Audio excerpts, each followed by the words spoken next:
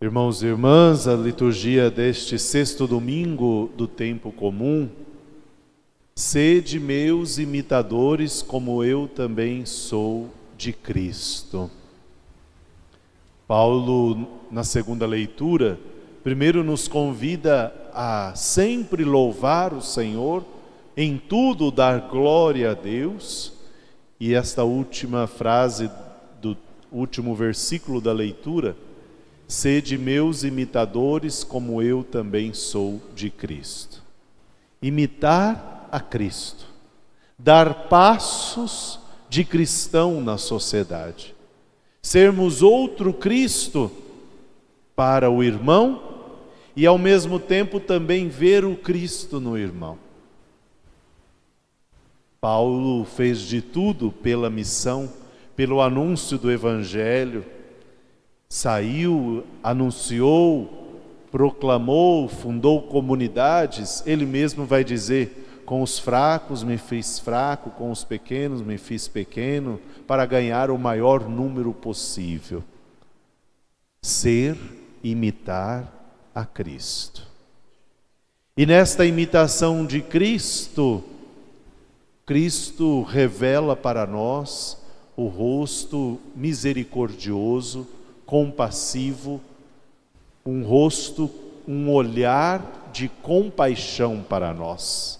Deus olha para nós com compaixão.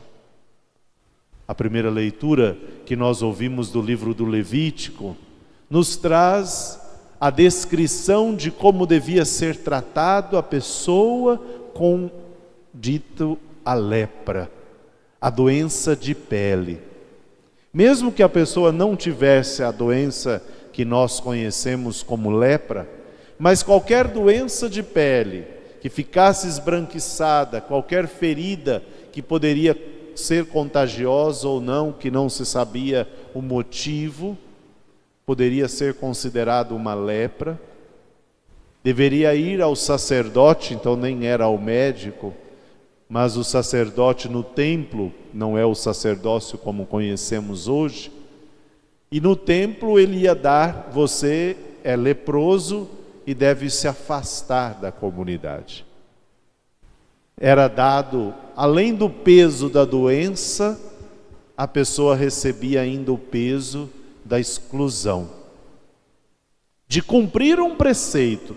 Em princípio, um preceito, a lei que era até pela saúde pública, era para se afastar, para não contaminar os outros. Nós passamos isso quando vivemos aí o foco forte da pandemia, e ainda sabemos que quando estamos meio adoentados, com uma gripe ou outra, é importante manter o distanciamento, como o vírus e tantos outros vírus de contágio. Contudo, o peso é muito forte, porque a pessoa devia ficar excluída, vivendo somente lá, vestindo roupas rasgadas, não pentear o cabelo, nem a barba, e ainda gritar: impuro, impuro, para ninguém chegar perto. Veja, esta era a norma, a lei. E aqueles que assim eram, deveriam cumpri-la. Era um preceito muito forte.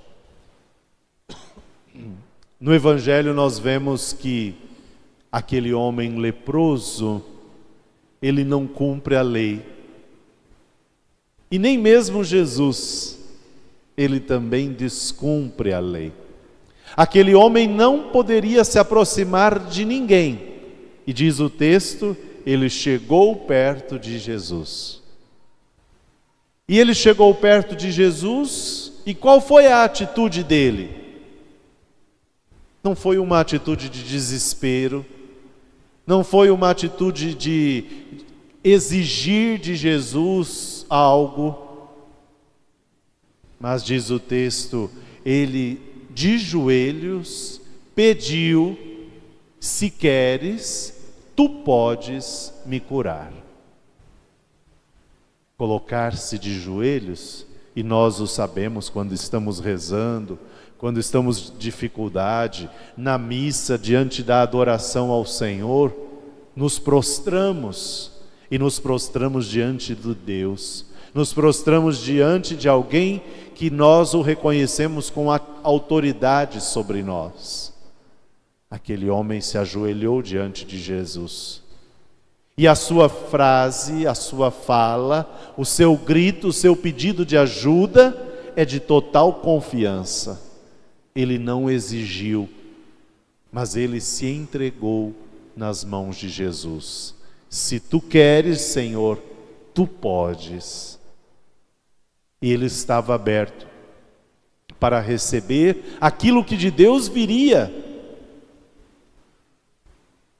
E o texto de Marcos é tão bonito que Jesus, cheio de compaixão, esta palavra é usada somente para Deus, que tem esta grande compaixão.